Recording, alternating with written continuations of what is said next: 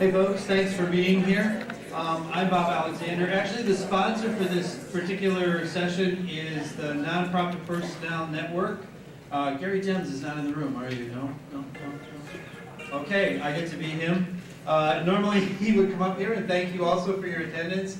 We're actually thanking him because he's making our attendance possible by his sponsorship. He also gets the opportunity, I will pretend I'm him, whatever he looks like, that's me now. I would like to introduce our speaker, the person that you're here to see, Shelley Strickland. And excuse me whilst I read this lovely bio. She's the Vice President for Development at the Ann Arbor Area Community Foundation. Under her tenure, the foundation has enjoyed record success in fundraising.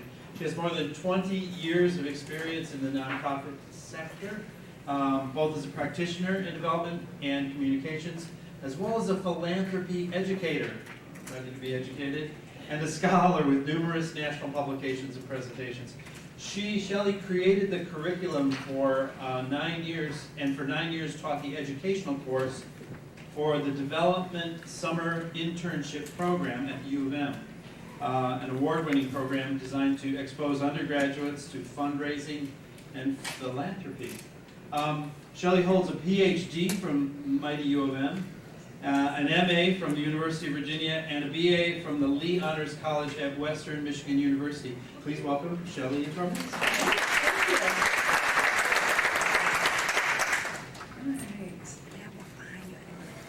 So because so much of fundraising and philanthropy in terms of academic research in particular has really taken off in the last 30 years, it's really tempting to say that that's all there is, right? And so I had been working in the field for many years and was extremely involved in the Association of Fundraising Professionals where I lived, in CASE, and read Advancing Philanthropy and thought, I'm really on top of everything. And it wasn't until I turned to the academic side and realized I'd been really missing this rich part of history and fundraising and philanthropy that I don't think that you get anywhere, right? We can talk about whether we're still doing training programs in general to help people into the field, but I think history in particular is a neglected component. And so when I began infusing that into the Development Summer Internship Program at the University of Michigan to teach undergrads, the Central Development Office said,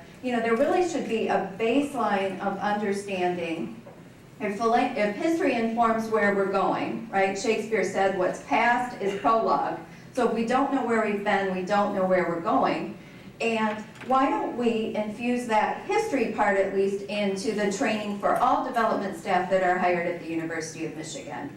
So as a proud alum, I still 3 times a year lead the history component that trains all new development professionals at the University of Michigan. So I have done some variation of this for a decade now. And so you'll get components of that as well as some other stuff that I thought would be interesting for you. And so I hope you just come away with a tidbit that maybe inspires you or helps you to think differently and to realize that I think we'll pick up where Ray left us off this morning, is that we're at a really important time in our own history of this field where we can also change what's going forward. And so that's really exciting. Our first recorded history of fundraising in this country, 1641. So notice, predates our actual country's founding. We're back in colonial days. And so 3 clergy went to England to, in their words, not mine, educate the heathen Indian. So they went to seek money from England to educate people here. So there is a wrong approach, right? And so we all know, unfortunately, bad examples of fundraisers, certain people doing things they shouldn't, and that's part of a history that continues to haunt us today. And so one of the clergy was actually hanged. Right? So there is a wrong way to do fundraising, and I think this happens when sometimes we allow people, there's an open entry into this field, right? There isn't a trained body. If I asked you, what was your background? What was your major, right? There would be a whole array. The University of Michigan did this with its huge fundraising staff and found 200 majors from astrology to zoology, I mean, like everything. So because there isn't necessarily an entree in, you get people who are bumbling along, right? Like the clergy who was hanged. There was also, because of that, because there is this open entry and there is good money to be made in this field, it's a rewarding profession, you often get people attracted for those reasons. But if you're not in this work, if you're not in philanthropy because you believe in the mission, you believe in the very concept of philanthropy being about love for humankind, then you're going to be tempted by other things if your heart's not in it. And so that's what happened to the second clergy. He said, you know, I don't want to do this like fundraising thing. I just really want to stay in England and return to the clergy because that's where my heart is, right? But that's part of understanding the role of mission in our work. But there is a way. One of them secured the gift, brought back, made it happen. And so we really have the opportunity to learn from what works and moving forward. So that's the first example of recorded fundraising. There are certain concepts and tenets within our American society as a whole, part of our history, that also correlate with philanthropy. And so one, it's not a lack of correlation that the first example of recorded fundraising is done by clergy, because that is where it started, for the most part, with people from the pulpit, for religious causes and for education as well. So we don't think of them this way, but most of our earliest higher education institutions in this country, Harvard, Yale, etc., had denominational affiliations. And so it was the clergy that was raising money. But starting fundraising and philanthropy with religion still informs us today, right? We'll think back on that in a minute. The concept that there's free enterprise in this country, autonomy, competition's a good thing, capitalism, whatever you want to call it, right? We do not have a central regulated body of philanthropy. So originally, for a short time, America did kind of borrow England's rules of charity. But when we started changing the way that happened in our country, we didn't establish a new national body of philanthropy, right, that said you have to practice this way, fundraisers have to act this way, you have to be trained this way, you have to operate this way. It was a free-for-all, right, which is why you see such an inequity in our system to this day, right? You see small, struggling nonprofits with volunteer fundraisers to huge hospitals and universities with ginormous staff. But we say in this country, that's okay. We're not going to regulate whatever works because we believe in this country in capitalism, individualism, all this stuff. We also believe in this concept of private contributions for the public good, that you do not necessarily have to have a direct interaction with something that you'll support or that will directly benefit you, but we believe in the idea of helping a person helps others, right? That this is kind of a fundamentally American ethos, and this is what Tocqueville noticed, even emerging early on in our country's founding, is that what he said is, France, when there's a problem, France turns to the government, but these colonists, these Americans, right, they turn to each other. They turn to voluntary associations. So we still today have this idea that the way that we build community and help one another while we need our government is that we're going to do it ourselves and probably do it better. So National Public Radio, NPR, is a great example of private contributions for the public good. Do you have to be a donor to NPR to listen? No, right? PBS, others, right? So some of our best research in philanthropy comes from economists who have a hard time understanding why people give away money. So there are wonderful econometric equations that they run, and what's the elasticity of giving and all these things, but the actual economic term for those of us who listen to NPR and don't donate, the economic term is that you are free riding. You are free riding off the generosity of others. But we don't stop that, right? We say that's actually a good thing, and that there are people who continue to want to do that to benefit other people, that that's part of our American ethos. And that just as there's this entrepreneurial competitiveness, that our relationship with government is also kind of a love-hate situation. And this plays out in philanthropy as well. So, not surprising, our research on the wealthiest donors on why they want to leave estate plans are that they don't trust the government to carry out their wishes, right? That they say, I can do it better. I know what matters.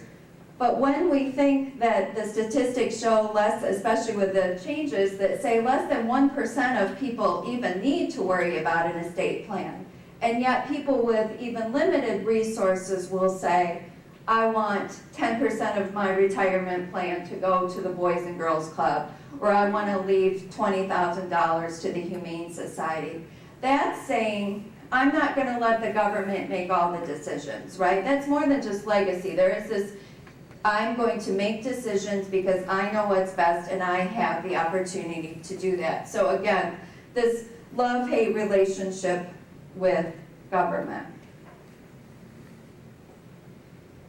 Historically, there has also been somewhat of an uncomfortable alliance between money, power, philanthropy, right?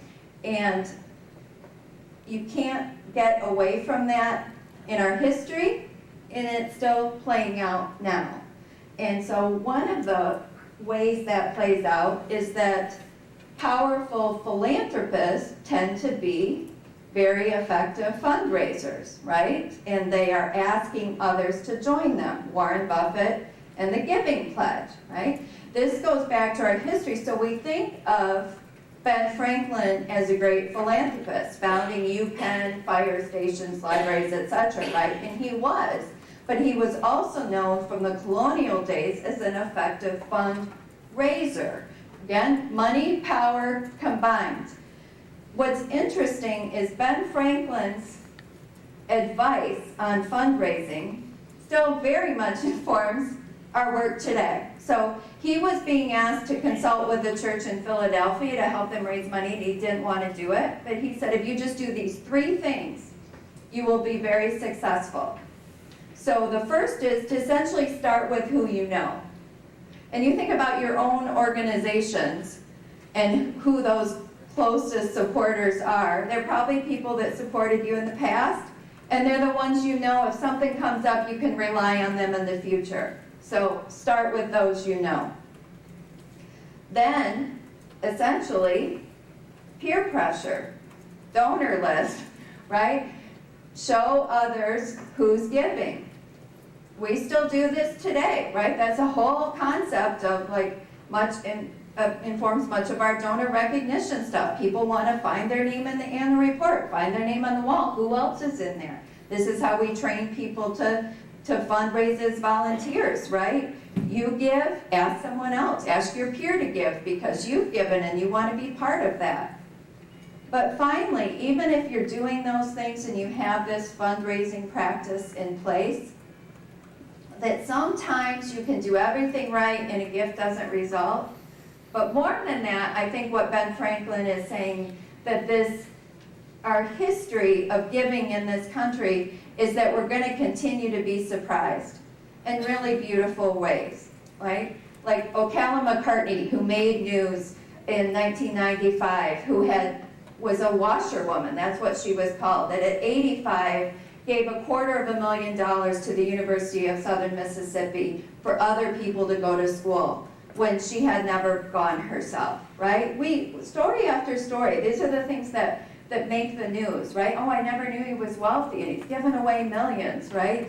And so those are the surprises that also go to a rich history, and we can go back and trace that idea of people wanting to help others, right? Private contributions for the public good.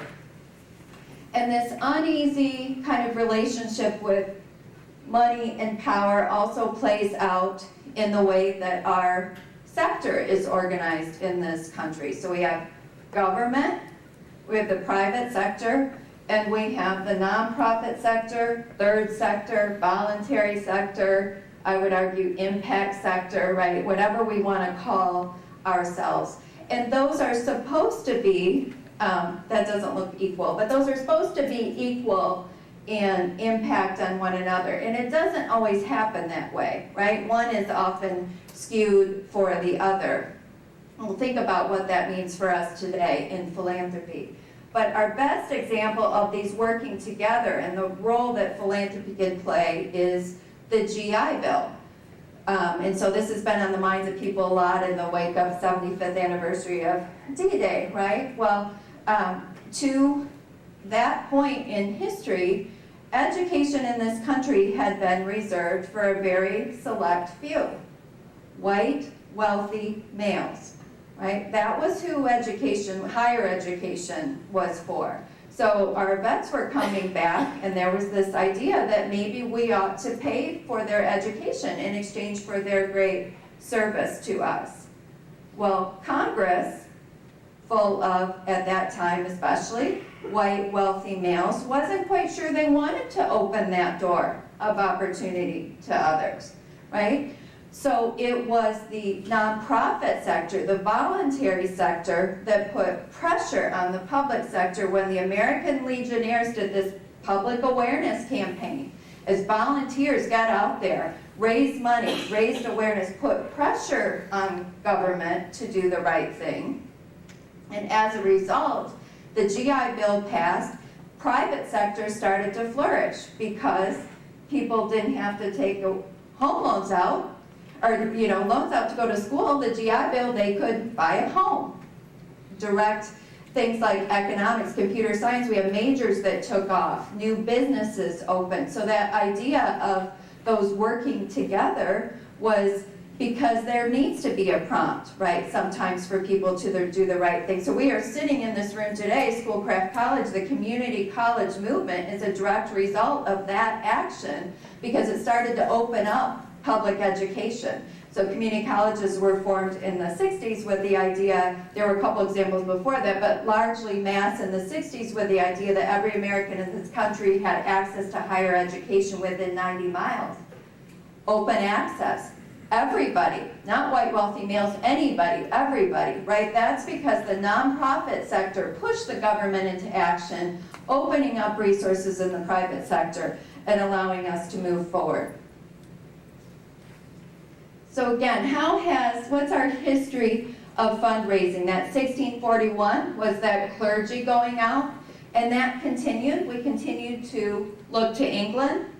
But we have examples, even from colonial days, of people appealing to one another to support particularly education, right? That's our oldest form of fundraising is scholarships, which is why even nonprofits that don't have education as a core will use the idea of a scholarship to draw support, because we believe in that historically, that idea you help one person, that helps their family, they help their neighborhood, you help society. There's this rippling effect.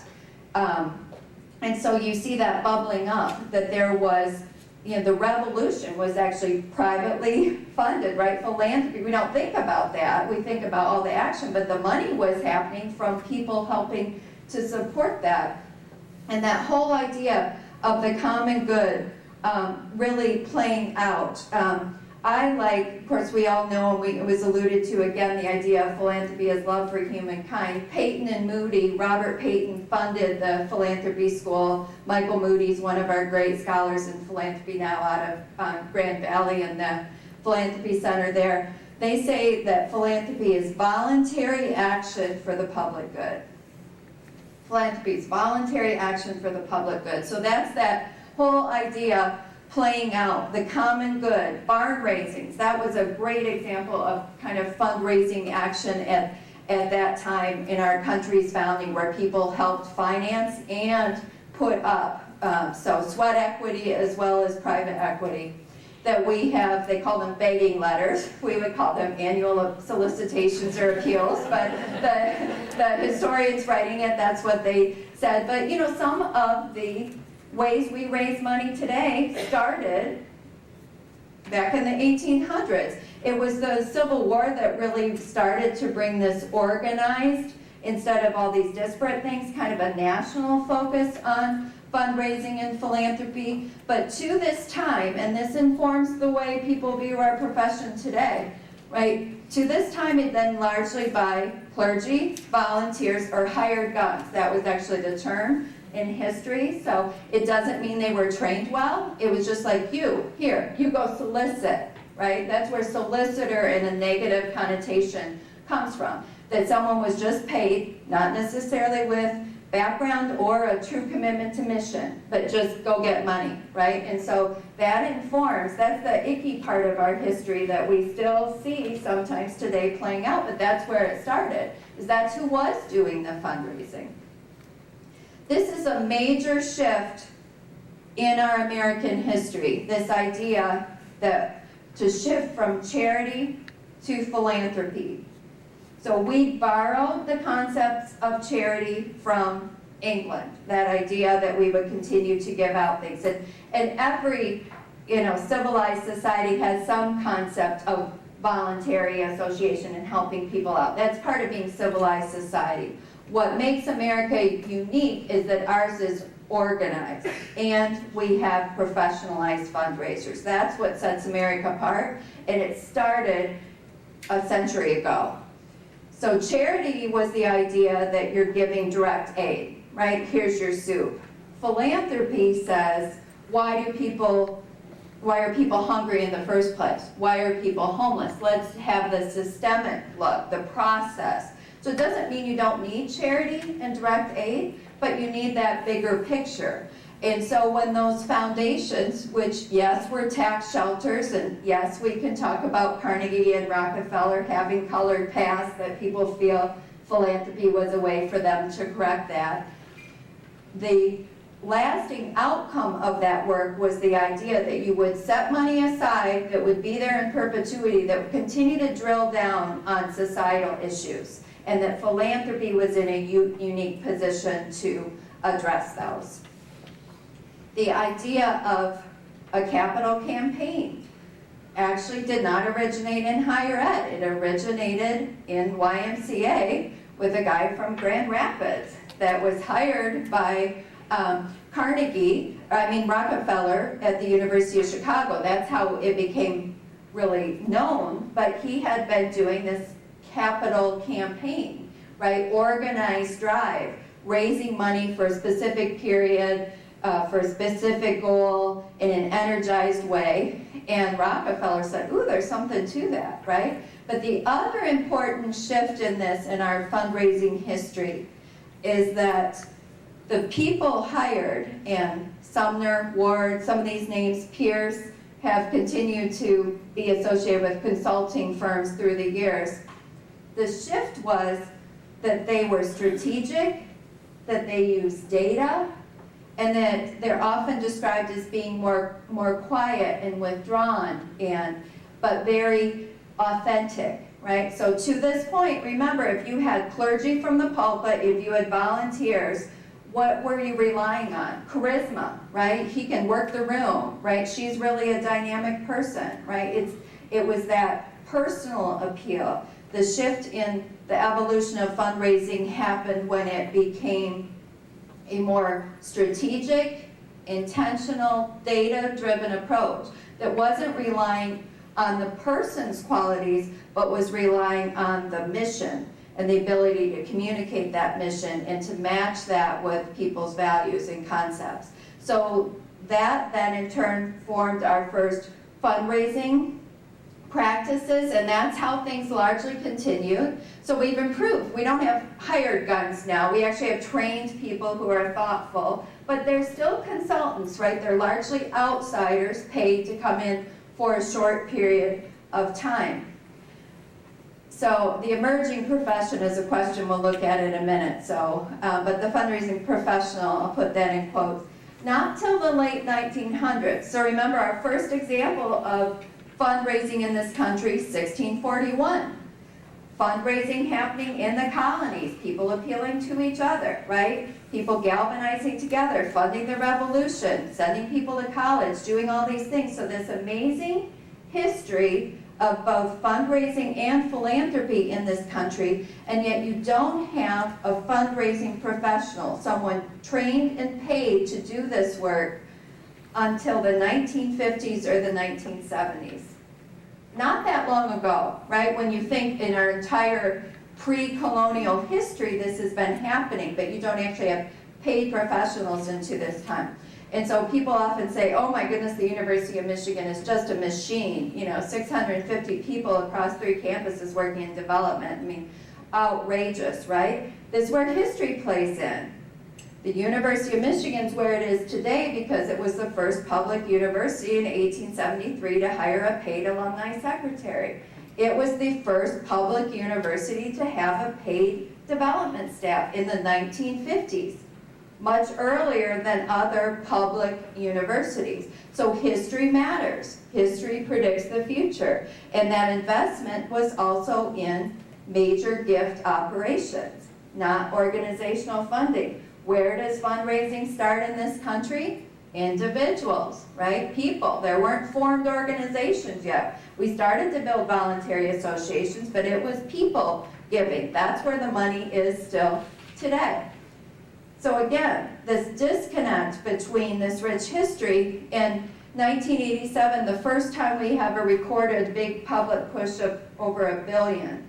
Now there's this is like dime a dozen, right? I can't even tell you, there's like $200 billion campaigns and large nonprofits going on. We've become weary of the numbers, almost. But not that long ago, right? 1987, first time you heard that massive public response to a philanthropic appeal.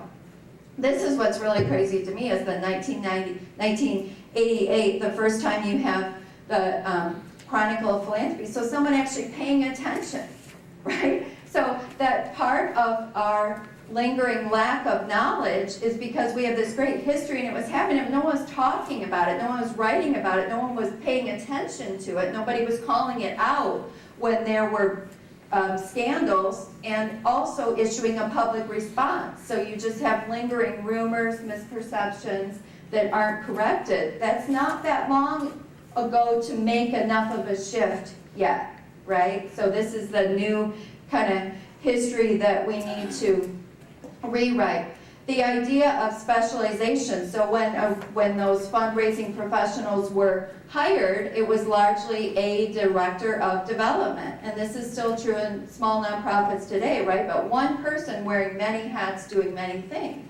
Now the field has evolved so that someone can spend their entire rewarding career in prospect research, right? There's whole national organizations that they may never interact with donors directly, but they're in the field. That didn't exist until the last 25, 30 years, that idea that there were these specializations, this growth in demand in the field. Again, the last 25, 30 years that you've really seen this and it play out in popular culture in ways that everyone recognizes, oh, that's fundraising, that's philanthropy, right?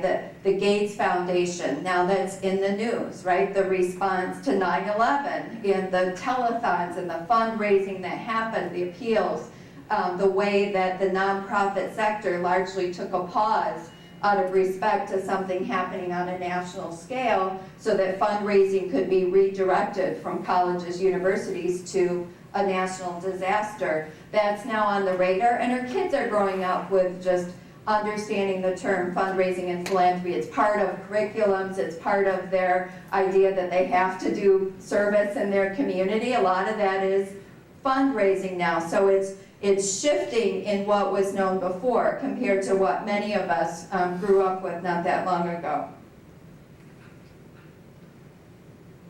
So part of, and this was, Ray was talking about language and semantics this morning, part of the confusion is that even in our history, what we call ourselves is still kind of confusing and loaded, and I'm not sure that we have actually settled.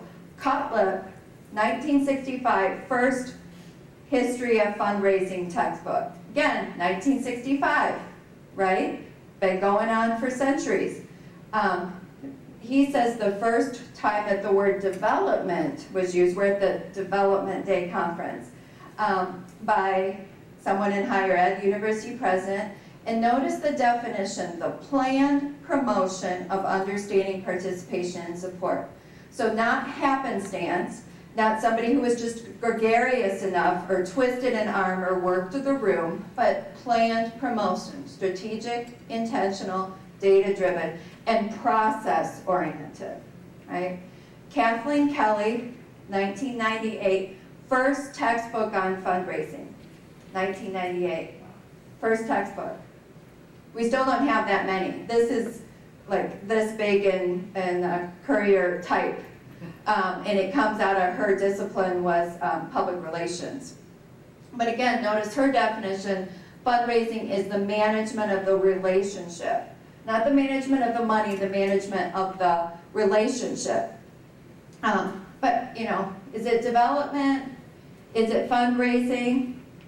I think if we took a poll in this room, we'd probably be divided on what that is. I tend to prefer the development because when you hear fundraising, your mind goes right to funds, money, and we know that actually the solicitation's only 10% of the whole process in fundraising.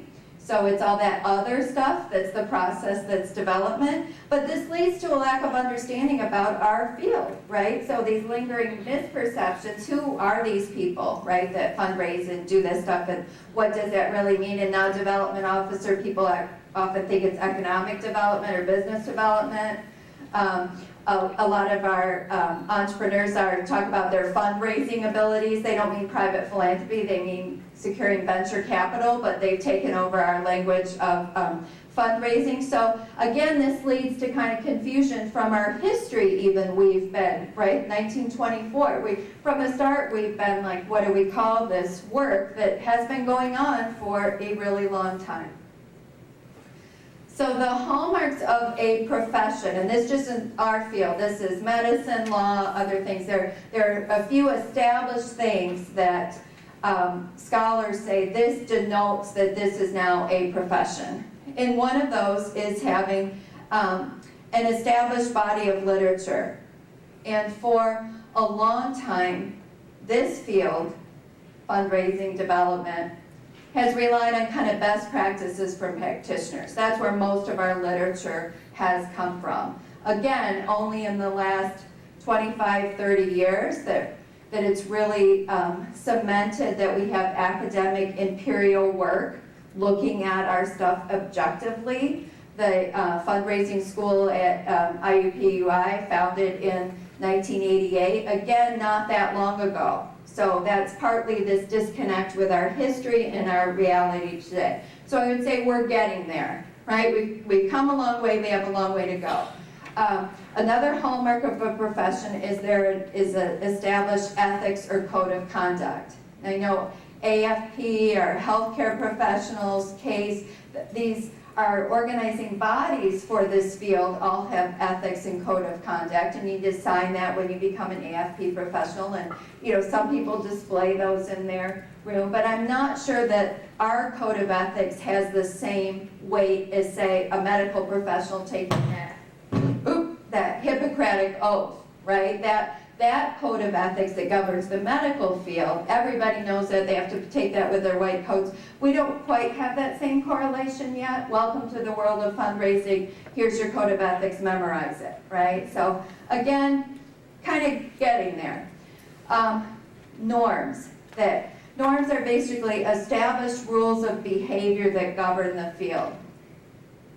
What's interesting is the only established norms that we have in print for fundraising philanthropy are bad norms. Like, we know bad things. We know when someone's taking a gift and misusing it. We know when a fundraiser has misrepresented. So we have defined norms that we understand, but we don't have them in a positive sense yet. Here's what makes a good fundraiser. This is the opportunity to write that new history, to say, we're going to be the kind of practitioner we heard about this morning, that goes deep, that's reflective, that's about that inner core of our soul and connecting that work, right? That's the opportunity we have in the history moving forward to say, here are the positive norms. And this shared body of knowledge, what are the key components that every fundraising professional has to know? Again, the history, the components that I share with University of Michigan fundraising professionals, that was an attempt to start to say everybody who's hired from this date forward is going to have at least heard some of this. Whether they internalize it or not, is a different story, but at least let's have this shared body of knowledge.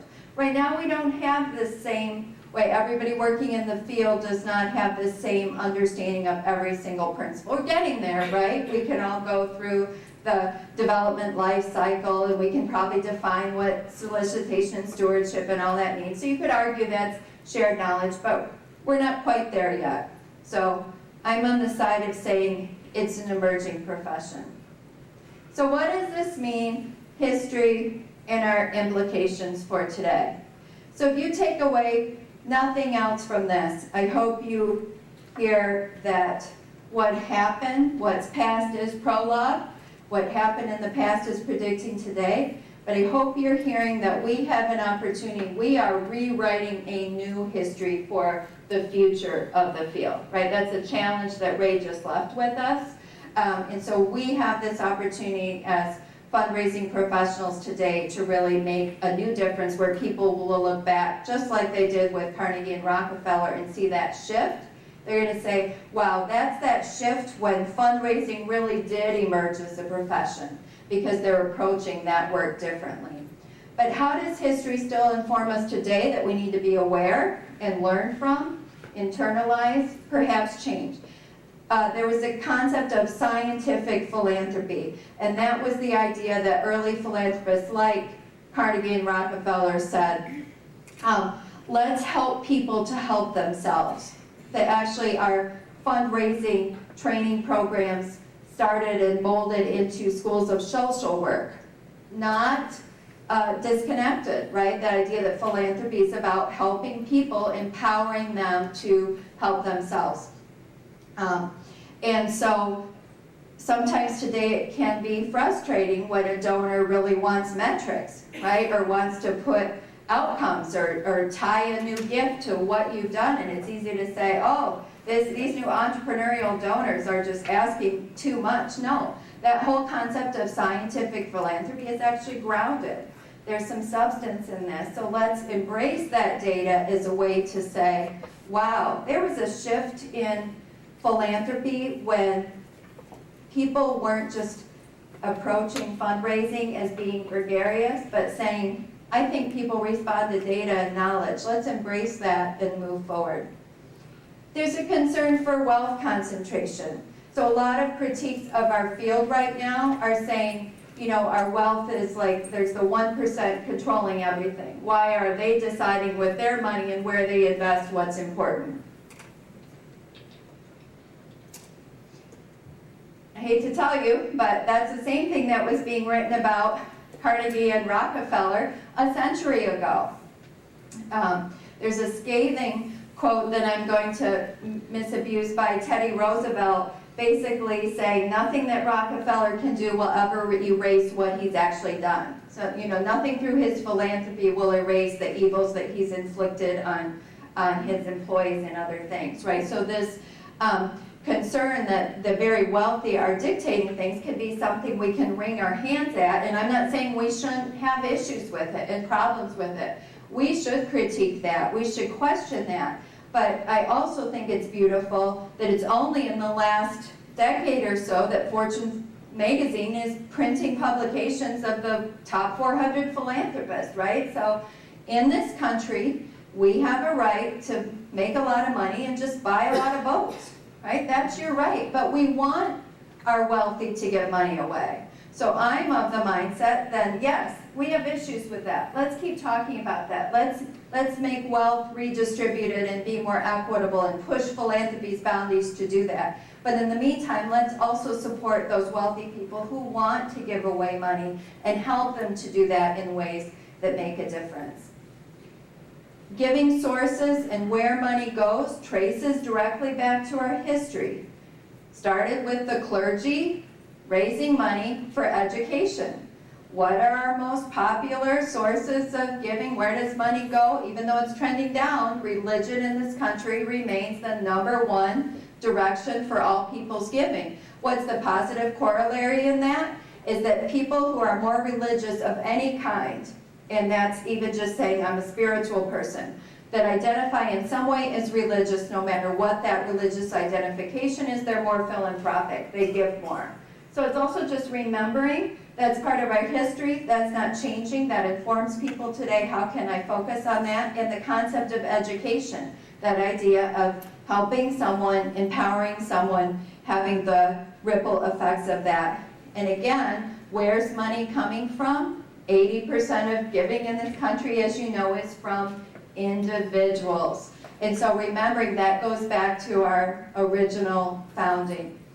So we have these lingering misperceptions, and sometimes I get sick of hearing it, and I'm sure you do too. Oh, I could never ask people for money. How do you do that? Oh my goodness, you people. What is that work, right? And so, part of those lingering misperceptions are directly related to history. That you did have hired guns or outsiders, just even introducing the idea that you could be a paid development professional. If that's something that wasn't even emerging until the latter part of the last century, well then no wonder people don't quite understand the nobility of this profession, right? It's going to take a while till that history rewrites itself, that people go, oh yeah, that someone studied economics in undergrad because they wanted to better understand philanthropy. That's a natural path, right? We're not there yet, but it's getting there. And so we have this opportunity. But it's also a chance to, I hope you take away, wow, fundraising though in this country, not professionalized, but happening back in colonial days. People giving, right? This idea, that's part of our American ethos, and it makes us really in a privileged position to work in this field and to approach it that way, even as we're trying to rewrite these misperceptions. This unease about money, right? Ray was just talking about this, right? Don't talk about money in politics and polite company and how that plays out. But to start to look at money is not just a tool, but money is a way of making impact, and to change that conversation and to be comfortable with it, to say, you know what, there's always been this uneasy relationship in this country between money, power, philanthropy, capitalism. It's always been tied together. We may not change that in our lifetimes, but we can say, again, how do we work within that system in the positives, right? The fact that someone can be really creative and thoughtful with their philanthropy and not be constrained by it, right? How do we as professionals help guide them in exercising their values? And finally, the role of the third sector, nonprofit voluntary sector.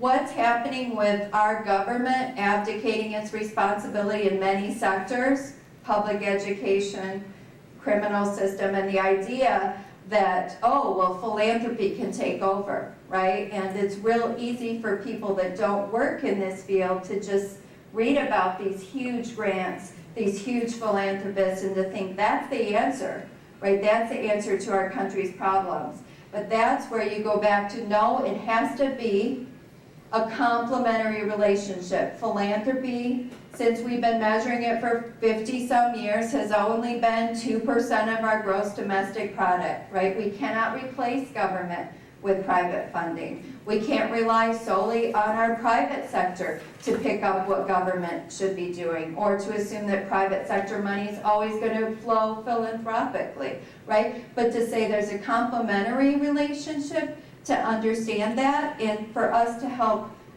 change the narrative.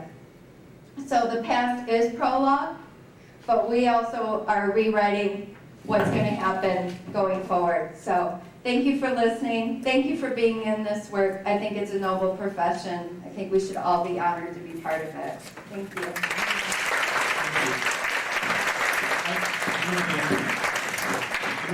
Do you have any questions? If you do, I'm just going to invite you to use the microphone so the questions make it onto the videotape. If you have any questions? Questions for Shelley? Wow. Here, let me get this.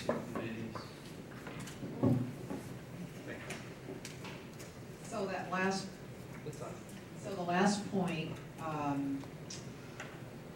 about how we don't want to, we have to have cooperation, and we can't excuse government because they play a key role, and the private sector, and so cooperating and finding those ways to do that is really important.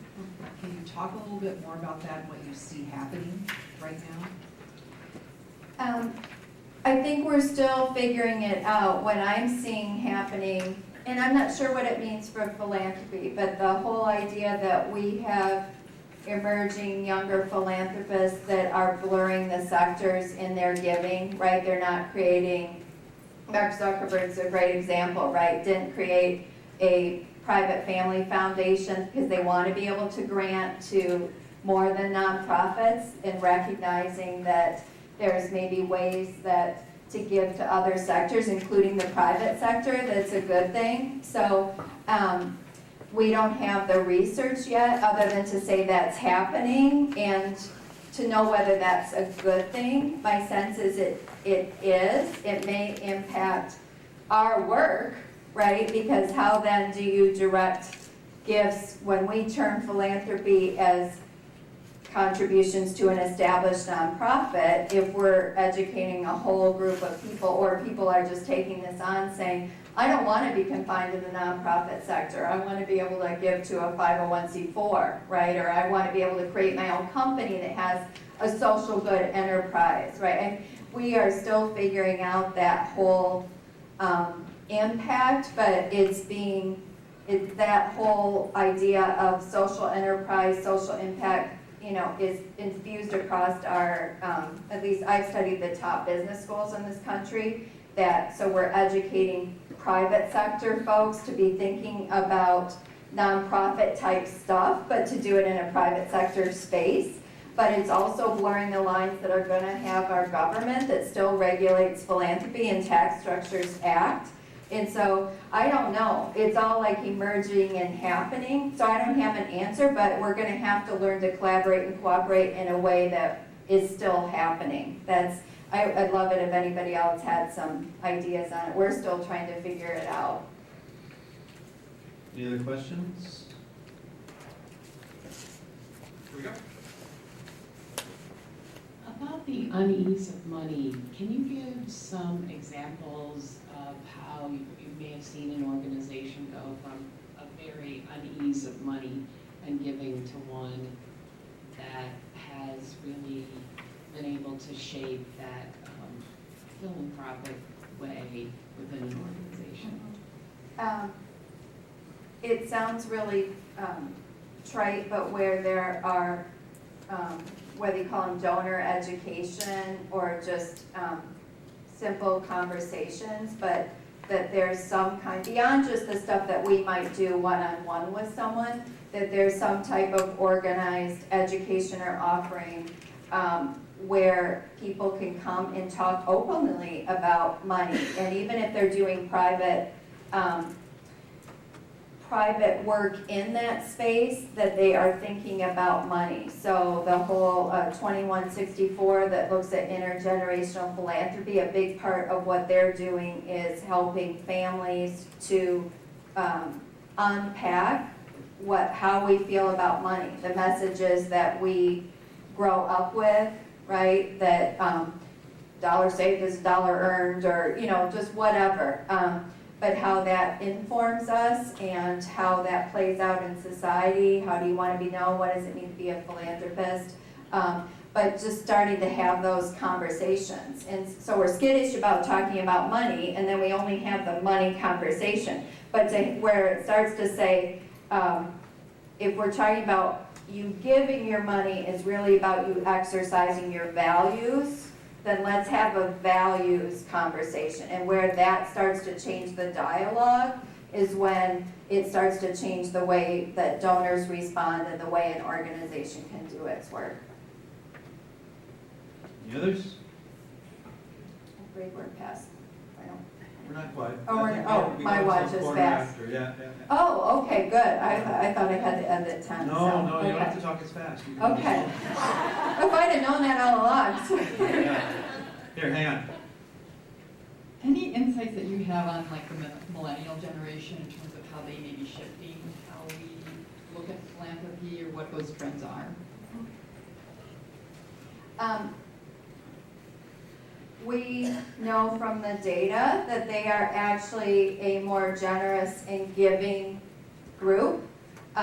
They just don't have the money yet to have that play out. But I think what's important is that I know in my work I'm often talking with older people and they're like, I'm just concerned for the future. And these young people today, they're so selfish. And just to start changing the dialogue to say, no, that's actually not my experience with young people, and it's actually not what the data shows. That they actually are just thinking about giving, though, in different ways that we can't measure yet. So that's part of the problem, right? Is if you're texting the $10 to the Red Cross, or you're responding on a crowd-rising platform, that is not being tracked, and we don't have the empirical research and data to know what's working and not. So there's a lag time. So 10 years from now, we'll have good research and data to be able to show, oh wow, that's changing the game, but these kids really are giving. They're just not giving in ways that we've known. But that's what we're seeing, is that they're shifting the way they respond in non-traditional vehicles, and it's going to cause us, if we want to keep up with them, to be able to shift. And that's hard when most of us have not been trained in those same methods, and our organizations are not necessarily trained in those same methods. But I was reminded of this with one of my former students who pushed an organization that he was involved with to do their first kind of crowd-rising campaign. And it wasn't hugely successful in terms of dollars, but it was in terms of new supporters and introducing them, and luckily the organization embraced that. But you know, it's a long-term game, and I think you can't neglect one or not the other, but I certainly think the organizations I've been in, it's hard to convince a leadership structure sometimes that investment that literally is not going to pay off for a while is worth it. But yet I think there is enough data to show there's stuff emerging here, and we need to pay attention to it, or we're going to be short-sighted in the long term. So for those of us that are institutionally related foundations, one of our emergent themes right now is building a culture of philanthropy within the organization and the institution that we're related to. And you know, you brought up a great point with U of M and the 600 and some development professionals. We're all very envious of that. But the point that they came from somewhere, and they came from that one or two and then built up to this over time. Is there anything that you can share from their history that, within the theme of using history to drive our future, that can help us to make that case for greater investment and greater participation in our institutions, to kind of follow that path of the universities and translate that within our organizations? Yeah, and most of our understanding of fundraising comes from university or hospital systems, because they're big enough to do that and to learn from that. I think the biggest lesson, and it's lost on people, which is why I want to remind it, is that in U of M's case, the reason it continued to grow is the initial investments were focusing on individuals and major gifts, right? And that's a really hard pill to swallow for, I do trainings for some nonprofit boards, and they want to just bring in and get that money right away, or get a grant writer. right, to go after that corporate foundation money. And that's where using what we know, our knowledge and data today to say, it's not that there isn't grant money there, but if 80% of all giving in this country is from individuals, then we need to have a major give-focused program, and that will take time, right? Because that's the other part, is that, yes, you'll see some initial results, but you don't, we know that it's average 18 months for a major gift from start to closing. And so you start playing that out 3 years before a fundraiser even starts to become effective. So it's a long-term game before you even start to see that into play. But there are examples of institutions that made that commitment early on that yields results. And so both from just the sheer number saying who gives and where does it go, to know that organizations who are set up to attract corporate funding, foundation funding, grant money, it's harder to make the shift than to add private giving to that. But if you're set up with a focus on individuals, you can add the grant piece. So it's easier to make the investment on the people side and add the organizational than to do the reverse. But unfortunately, most of our nonprofits have been funded and looking at grant money, and making that shift is harder. But I think when you look at the data and examples from the large organizations that have made the investment, it literally pays off. Alex Cavernellis with the Detroit Symphony. Thank you for your presentation. New to the region and learning about the cyclical nature of our economy, especially here in Detroit. With that, the resident family offices, otherwise, what do you see as our history impacting our current endowment fundraising and the future of it? I'm not sure, can you tell me a little bit more? I'm not sure I'm understanding the question. I've been learning about the Detroit perception around endowments in particular, and it being informed by our economy being historically cyclical and even a history of rating our endowments in the Detroit region. So how that might history affect us moving forward with endowment fundraising, and then something so powerful as the University of Michigan being so successful with endowment fundraising. Right. So I think endowment is still a concept that people don't understand, right? It's one of these, we make assumptions that people are comfortable with it. I don't know the Metro Detroit region as well. I'm looking at Randy over here, but I will say that the Community Foundation for Southeast Michigan many years ago with the Kresge Challenge, right, did this idea of helping nonprofits to build endowments. So as a whole, the Midwest is known for institutional-based philanthropy that has been focused on creating permanent, we don't always use the term endowment, right, but Kellogg, Kresge, Skillman, you could go for originally, you could go on and on of it, starting with the idea of an endowment and leaving for the future. I think we're starting to see a return to that. We did a campaign in the Ann Arbor area focused on endowment, and there was a response, and I think it's when you start saying, how can you weather the vagaries of governmental funding and other precarious economic situations? What's a reliable source of income, and that's endowment, and if you can make that case, then it's helpful. But even the University of Michigan, when you see the public kind of response and inquiry and criticism about the endowment, it's usually aimed at why is tuition rising when they've got this huge endowment. It's a lack of understanding that those are dedicated funds. First, it's not one monolithic pool, it's 7,000 funds, right? And that you can't take somebody's money that was supposed to be for healthcare and suddenly lower somebody's tuition on the other end. So again, part of, if people don't even really understand the concept of philanthropy, you've got endowment buried within that. But I think it's how we talk about it in accessible ways to people. And so I think if endowment and long-term dedicated funding that's going to be there for the future, if that's the way we position it, is a check to the uncertainties, then that will become a more popular concept. And that's where I think we are in the Ann Arbor area. At least we've seen an increasing response by nonprofits that have had a healthier reserve, but also are being more sensitive to saying we don't just want to leave this here in a vehicle that may not be earning interest, or let's take the opportunity to really plan for a rainy day future. And while we have the opportunity now, because we may not have that in the future. So. Thanks. Again, I want to remind you before we break up here that Nonprofit Personnel Network sponsored this track. I want to thank you very much.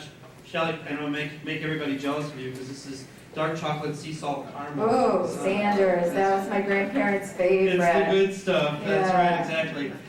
We have a 15-minute break. The next session starts at 10:30.